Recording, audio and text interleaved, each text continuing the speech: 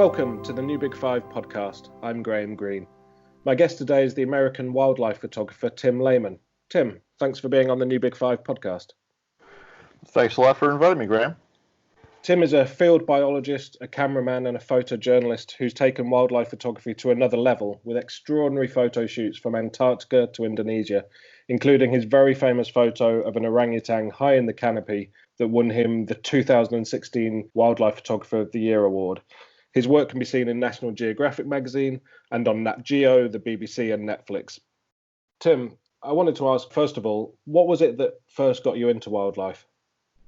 I got interested in sort of nature and outdoor, exploring the outdoors when I was a teenager. Simultaneously with that, I developed an interest in photography.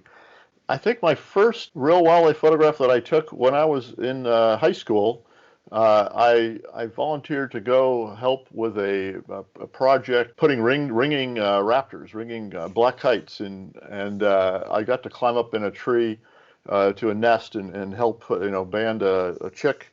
And I also had a chance to take some pictures there of this, amazing bird up close. And I think that's like the first picture of rural wildlife that I took.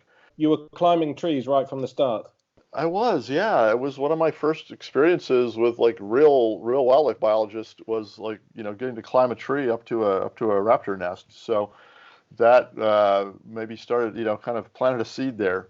Are you sure that you actually wanted to be a photographer and you didn't just want to spend your life climbing trees? Well, I certainly have enjoyed the exploratory aspect of getting up into trees, and especially in the rainforests around the world, where you can climb a huge tree and there's just so much life up there to discover, and you're the very first one ever to go up that tree, and there's definitely an excitement there. That must be an incredible feeling.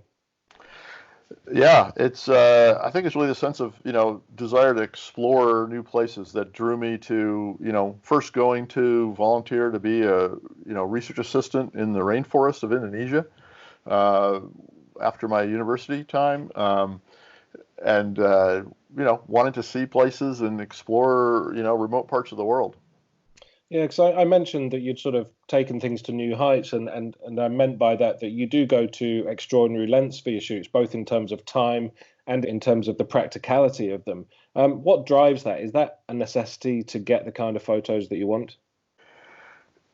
Certainly, I want to get images of species that haven't been well photographed. It's always been a kind of a driving thing to not go to document something that's really well known, but to try to tell stories about the lesser known species. And so that often involves going to really remote places and going to putting a lot of effort into access and time in the field to be able to capture unique moments. What's been the most difficult or challenging of those assignments? As a whole, my work on the birds of paradise has been the most challenging. New Guinea, the big island where birds of paradise are found, is remote and hard to get to. It's often requires a lot of remote travel involving bush planes and trekking into the mountains and so on just to get to the location. And then finding the birds and their display sites can be very time consuming and hard. Require a lot of local experts and assistants. And then once you even find where the birds are displaying, then having the luck to have females come and males actually do their thing and get the full display and so on. So that's a process that I've gone through for many different species, and some of them were extremely frustrating and challenging, and I never even got what I wanted. Fortunately, since there are 39 species, I managed to document all of them, at least somewhat, and some of them, much better than others. But it's an ongoing challenge. Definitely a lot more to be done. Are they worth the work? I know they're a fascination for you, aren't they? Yes, indeed. I found them to be, very worth the work. There are some really spectacular species, and also I find it very satisfying to be able to, document the display behavior in a new way, or in a capture images that of species that maybe are famous in the sense that people have heard of birds of paradise, but they haven't, really seen the images of what they're like and how they behave in the wild. And so It's been very satisfying to be able to capture some of those moments. I think anyone familiar with your work will know that orangutans are a subject that's close to your heart, one of the world's most beautiful and at-risk species. I wanted to ask about that orangutan photo that I mentioned in the introduction up in the canopy. Can you tell the story? How much work and time went into getting that photo? I'm very fortunate in that my wife, Cheryl Knott, is a primatologist. She's been studying orangutans in Borneo for over 25 years at this research site in western Borneo in a place called Gunung Palau National Park. And I've been also doing research there in my earlier part of my career, and have been doing various photography projects there, and following along with Cheryl's orangutan project and documenting the orangutans has been the sort of biggest long-term project of my career. And from the very early years, I realized that I was really missing a type of image of orangutans by always just being on the ground, following them with a telephoto lens. And what I was missing was kind of a wide-angle shot of an orangutan in its landscape, in the habitat that's, the forest that's so important for orangutan survival, right? So I had tried over the years a few different times when I found a tree that I thought orangutans would come back to, usually always a feeding tree, that had a lot of fruit, and I thought, they're going to come back again the next day. I had tried, climbing the tree, rigging up cameras. My first attempts were with SLRs in kind of waterproof housings, kind of a small box up there. Orangutans always saw those, even if they were camouflaged, and were wary and avoided them, went around the other way. And over the years, I tried that several different times with sort of smaller and smaller cameras, getting more camouflaged. Orangutans are just too smart. They always saw the lens. They always were suspicious, and never went near my cameras to create a photo. So it was in 2015 when I found another situation where it was the right tree. This tree was unique because it wasn't touching any other trees up in the canopy. The typical forest tree, has many branches where the orangutan might be able to come in from other neighboring trees, and it's hard to predict their route. But this particular tree, which had a fruiting fig growing in it, was isolated at the canopy level. So the orangutans had to climb over onto the trunk from a smaller trees down below, and then climb up the trunk, which also had this amazing strangler fig root kind of going down it. So when I was observing the orangutans feeding in that tree one day, I realized, hey, this is the perfect tree for this, kind of remote camera. And so this time I decided to try using the really small GoPro cameras because, the orangutans have been so wary of everything else. So I went up there after the orangutans left. What I do is I use a bow and arrow, and I first shoot a fishing line over the tree branch, pull up my climbing rope, and then climb up there. And I rigged up several GoPros with wireless, connections to controllers on the ground. And over the next 3 or 4 days, there was enough fruit in that tree that there were two orangutans that came back, more than once. They came back several times. And so over those several days, I spent, whenever the orangutans weren't there, I was climbing back up the tree to change batteries or change the angles of the cameras and play with a shot. And eventually, this one of the orangutans climbed up, just where I'd hoped along the big root descending the tree trunk, and came into the frame at the right place. And I was able to capture that image which was this, really wide shot showing the rainforest, but with an orangutan climbing up toward the camera. So yeah, quite a bit of work that went into that, but it was well worth it. It's an incredible photo. I wondered what it was like when you looked at that photo, you realized what you've got with all the time that had gone into taking it, all the effort, all the logistics. How did it feel to see a photo that must have been so satisfying? Yeah, it's always really tense and exciting when you're not looking through the camera, so you're reviewing the images from a remote camera on your laptop, right there in the field after climbing the tree and bringing the memory card down, plugging it into the laptop and seeing what we got.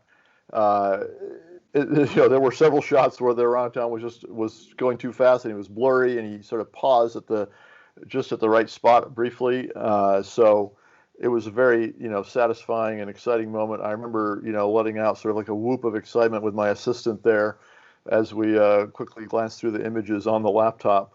Yeah. So, really exciting moment. Orangutans as many people will know, are facing severe threats in Indonesia and Malaysia, as are many other animals there. And you mentioned that you've spent a long time working in this area. I know there's palm oil plantations, there's logging, and there's other causes of deforestation. Could you talk about what you've seen firsthand there in terms of the damage being caused? Yes, I've been going to Borneo, that part of Indonesia for over 30 years now, and there's been a huge change in the amount of forest. I mean, the area where we primarily work, which is now protected as a national park, is still in good shape, but the surrounding areas, which were all forested, or not all, but largely forested, there's a huge proportion of those have been converted to agriculture in the last 30 years, including oil palm and other crops. In a way, it's frustrating and sad to think about all that rainforest and that's been lost. And if you look at the kind of numbers of decline of orangutans, there are various, projections about how many, what percentage has been lost in the last 50 years. And if you just draw a line, it looks like it's going straight down toward extinction, right? It's like in the next 20 years or something. So that is very disconcerting. I guess I remain a bit more optimistic, though, than some, because I do see a growing improvement in Indonesia in terms of protecting the remaining protected areas, like the national parks. There was a lot of illegal logging in the late 90s and the 2000s in the parks, but that has been really gotten under control. And from what I've seen, there's a lot more effort being put into controlling illegal logging. And fortunately, for example, in the case of Gunung Palau, the park had not burned. It did not get and the illegal logging was very targeted on the high value trees. So the forest is actually, aerial photos show that the forested areas have the areas that were heavily logged have actually recovered and are in the sense that all the smaller trees that were left behind are growing up to fill those gaps. So the actual forest cover in the park has actually increased in the last 10 years. And so I guess I feel, encouraged that Indonesian people are getting more focused on protecting the remaining forested areas. And so I think that this curve that looks like it's steeply dropping down toward extinction is going to flatten out, and as people get serious about protecting the remaining areas. And there are, good chunks of habitat like Gunung Palau, which has probably about 5,000 orangutans in that landscape, including the park and the surrounding buffer zone areas. And so, my wife Cheryl and I are working closely with her NGO that is focused around protecting that landscape and working with the authorities there, the Indonesians, to help protect that landscape. So even though it sounds really grim, all hope isn't lost. I guess there's a sad irony, not just in Indonesia, not just in Borneo, but in other parts of the world, like the Amazon, that often the places that are so rich with wildlife are also very rich in resources that people want to exploit. Yes, certainly these forests are, full of valuable timber, and they're, in places where you can also grow really productive crops. So there's always that trade-off. And it's obviously really important that we put enough value on the biodiversity in the intact forests to protect enough of it. We've talked about the orangutans, but these are areas as well where there's Sumatran rhinos, elephants. Could you talk a little bit about the wildlife that is there in Borneo that is at risk? Yes, I mean, Borneo has incredible diversity of wildlife. It's one of the oldest, rainforest areas of the world, where rainforest has persisted in Borneo through, many, many ice ages, and, millions of years has been a forested island, whereas other parts of the tropics, there's been more continental movement and so on. Borneo is one of the places with some of the most ancient forests so that's one reason they're so diverse. For example, in Gunung Palau, there are like 240 species of birds. There are thousands of species of plants. So speaking of the birds, there are, just in this one park, there are 8 different kinds of hornbills. They're all found in that park. And also, take another example of the cats. There are 5 species of cats in Borneo that range from a small little leopard cat up to the biggest one is a clouded leopard, a small leopard that, and in between there are, marbled cat, flat-headed cat, and this really rare one called the bay cat. There are 5 species of cats. So they can all be found in this one lowland forest in Gunung Palau National Park. And there are other parks around Borneo, other protected areas that also harbor that kind of biodiversity. Although Gunung Palau is one of the real standouts because it does include true lowland forest and a diversity of habitats. So there's incredible richness there to be protected. And, I was also inspired by a talk I heard from a colleague who works in Sumatra, Ian Singleton, a conservationist working in the island of Sumatra, and talking about the forest there and the diversity and the fact that there's been a lot of oil palm, plantations that have replaced forest outside the park. I mean, he made the great point that, as long as we keep like a significant refuge, like 1,000 square kilometers, like Gunung Palau is, that has the full complement of biodiversity, that can be a source population for forest to increase in the future. I mean, if we really think in the long term, yes, okay, there's maybe a huge oil palm plantation next to Gunung Palau right now. Well, oil palm plantation has a 25-year lifespan. In 25 years, it's going to either be cut down and replanted or turn into something else. But, if we have the political will and the motivation and the finances, there's no reason why the government or a private conservation group couldn't buy that plantation and reforest it, and as long as those species in the adjacent national park are still there, they can spread in and gradually, it'll take hundreds of years to completely reach this full diversity, but, it's certainly within the realm of possibility. Of course, there's some big ifs in there. With palm oil in particular, I mean, we know, people are logging these areas, but with palm oil, it's this, for people listening, it's palm oil is in our food and in beauty products and in so many of the things that we buy in the supermarkets. It seems to me very difficult for people to know what to do because it is so widespread, it's so ubiquitous. And I think even if people didn't want to buy products that were causing some of the problems, it's hard for them to avoid. Do you have any advice? I think, palm oil is not going to go away completely. It's a hugely valuable crop. If it wasn't palm oil, there'd probably be a different type of agricultural product that was produced on that land. I mean, humans, have cleared a lot of land in all over the world for supporting our vast population. So palm oil just happens to be, the most productive food crop that there is in terms of amount of kilos of, edible product per hectare. So it's not going to go away, but I think, conscientious consumers to try to avoiding reducing the consumption of palm oil could help to reduce the continued expansion of it. I think that places like the governments of Indonesia, they have placed a ban on logging new forest, primary rainforest for palm oil. I'm not sure that's being enforced everywhere, and so there's certainly room for that, putting into pressure for that rule to be enforced. But I would say, try to be a conscientious consumer and insist on, if you have to buy something with palm oil, there are companies that have certified palm oil that's coming from places where they're not clearing new forest, and certainly by just being good consumers and reducing our demand, we could perhaps slow the expansion or stop the expansion of further palm oil and just. Yeah, I think, Tim, sometimes issues like this feel a bit abstract. I know that I've read lots of articles about it, but until you actually see it, I think it can remain quite abstract. Could you paint a picture for people, something that can communicate really what this looks like, what the effect is?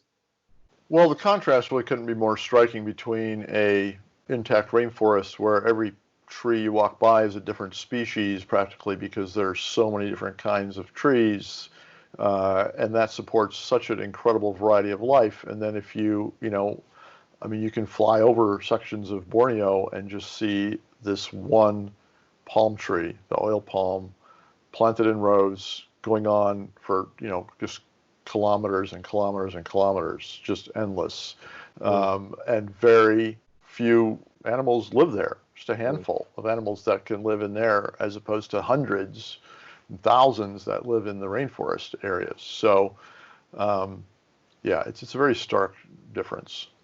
And what about the wildlife? I mean, you must have seen some quite heartbreaking things, I would have guessed, in this area. I think the most, heartbreaking thing that I've seen is when forest is cleared, orangutans are forced to, come into contact more with people. They're they don't have enough food, so they're going into people's gardens or fruit orchards, and trying to find food. So then they're coming into conflict with people, and then this leads to either out of trying to protect their crops or out of being opportunistic. People have often will kill the mother orangutan and take the baby, maybe keep it as a pet or try to sell it in the illegal pet trade. Have you seen that happen?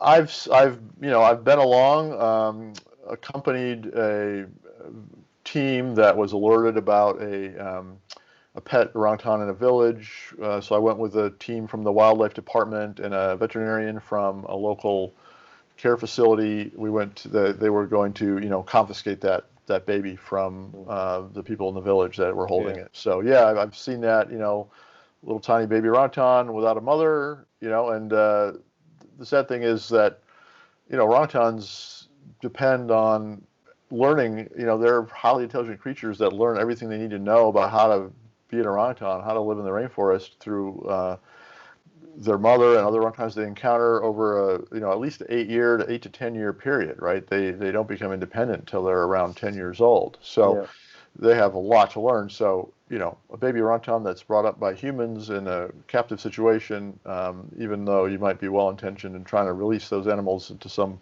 forest at some point, it's orangutan without its cultural knowledge. Yeah. Of course, orangutans are so expressive. I think they're very close to us, aren't they, in terms of DNA? They're so expressive and they're so human-looking that I guess you really get a sense of the suffering they're going through. Yes, I mean they're obviously one of our closest relatives. They share 97% of our DNA. The only animals that are more closely related to us are chimpanzees and gorillas, which are just slightly more closely related. So yeah, you definitely see that incredible connection that we have as great apes.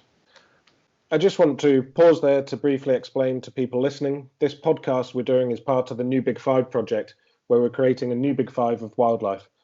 The old Big Five was focused on the most difficult animals in Africa for hunters to shoot and kill. It was all about hunting. The new Big Five that we're creating is all about wildlife photography and celebrating these animals whilst they're alive. It's about wildlife from all over the world, not just in Africa. So to everyone listening, I want to say, please go on to the New Big Five website, newbig5.com, and vote for your own personal choices for 5 animals that you'd like to be included in the New Big Five.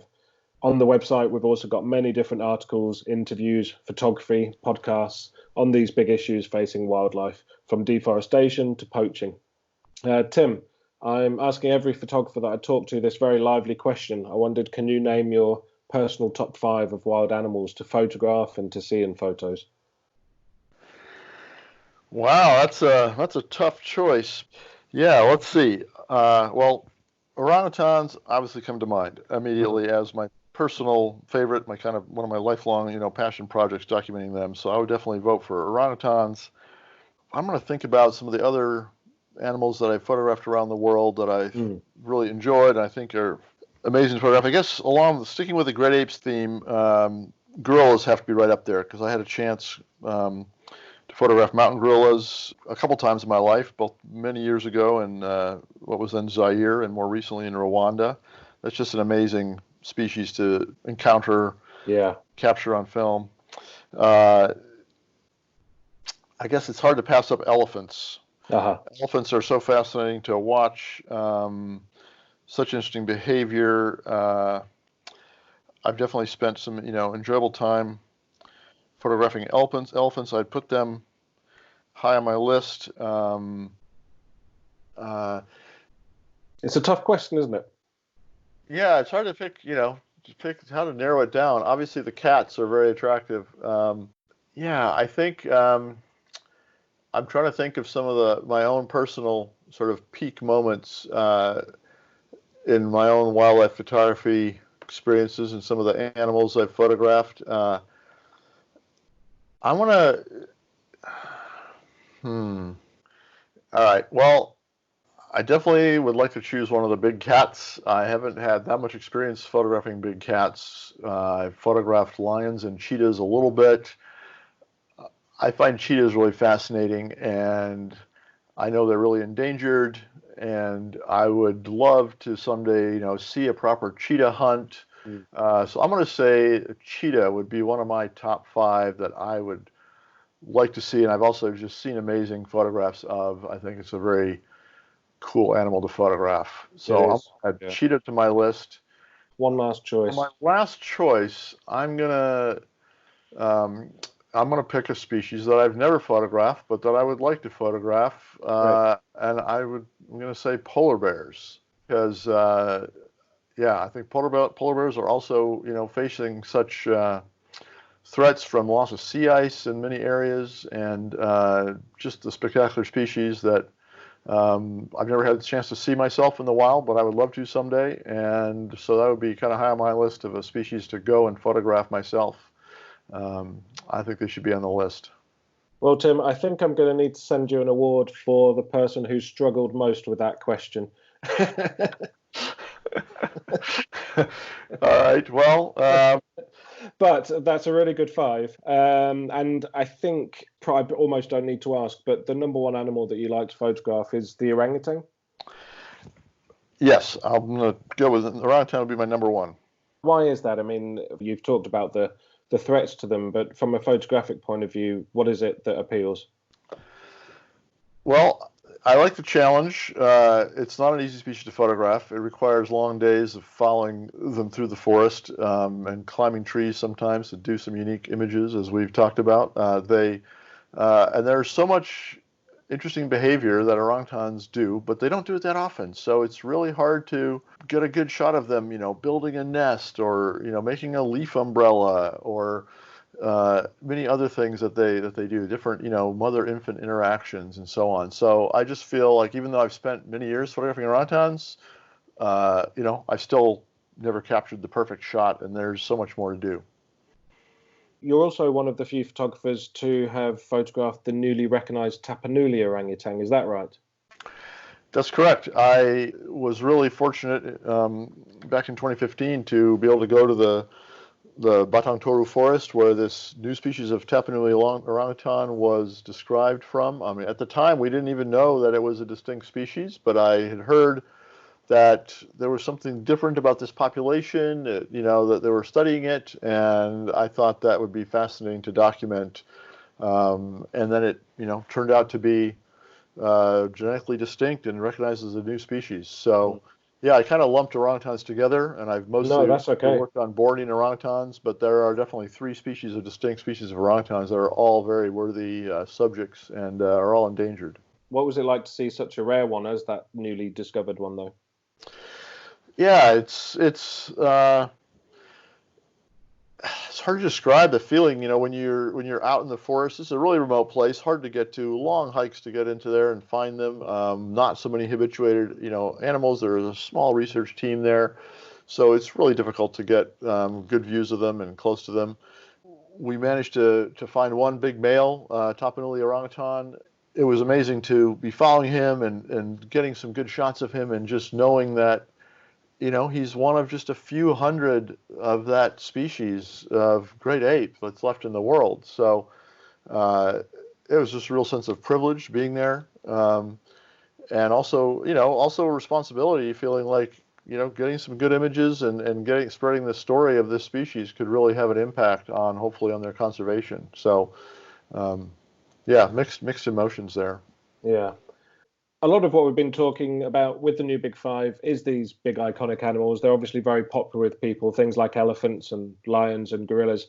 One of the things that I like as a photographer, and I know you do too, is to find these lesser known animals. We live in this incredible and often weird world.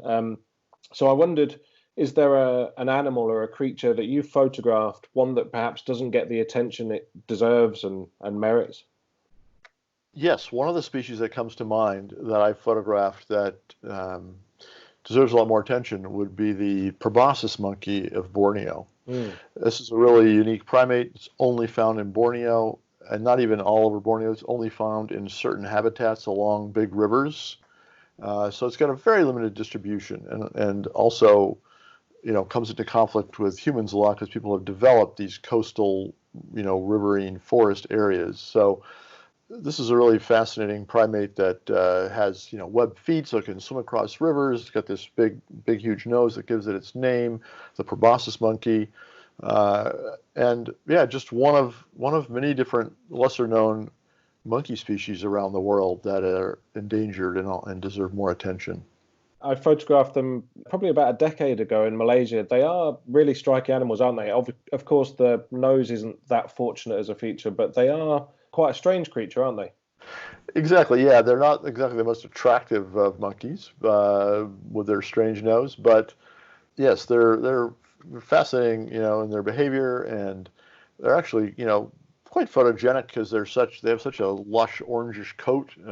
They look really great standing out against the forest background, and can lead to some spectacular photographs as they make these big leaps across small creeks, and sometimes don't make it, landing in the water and creating a huge splash, and so they're actually a very fun subject to photograph as well. Yeah. Tim, we've talked a couple of times about conservation. I know you're a member of the International League of Conservation Photographers and that conservation runs through your work. I just wanted to ask how you feel about the future. It seems that we have many serious issues facing wildlife at the moment, that maybe we're not addressing them anywhere near as quickly as we should. What are your thoughts? Are you hopeful for the future? Well,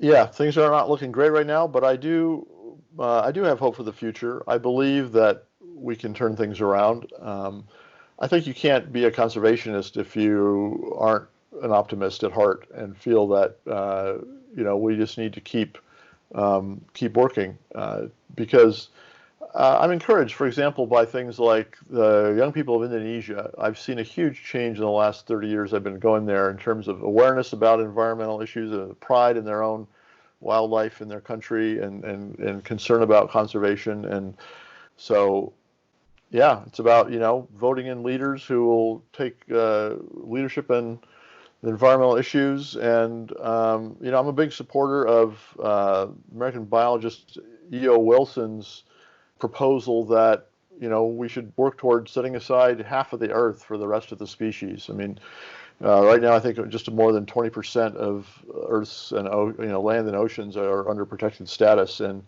we have a potential to greatly increase that, and really, especially as people are sort of concentrating more in cities, we can set aside a lot more space on the planet, and for a long-term coexistence, I think we need to strive for that long-term goal of setting aside 50% for the rest of the planet. Well, Tim, that's a good place to end. It has been a pleasure talking with you. Thanks very much for being on the New Big Five podcast. Thanks a lot, Graham. It's been a pleasure. To everyone listening, please go onto the New Big Five website, newbig5.com, and vote for your choices to include in the New Big Five of wildlife photography. On the website, you can find many more podcasts, as well as interviews with photographers and conservationists, articles on climate change, conservation, and the world's wildlife, photography tips, photo galleries, and plenty more. Please help us spread the word about the New Big Five project by sharing it on social media. #NewBig5. You can also find us on Instagram, Twitter, Facebook, YouTube, and Vimeo. If you'd like to get involved with the project, drop us a line. Contact details are on the website. Thanks for listening.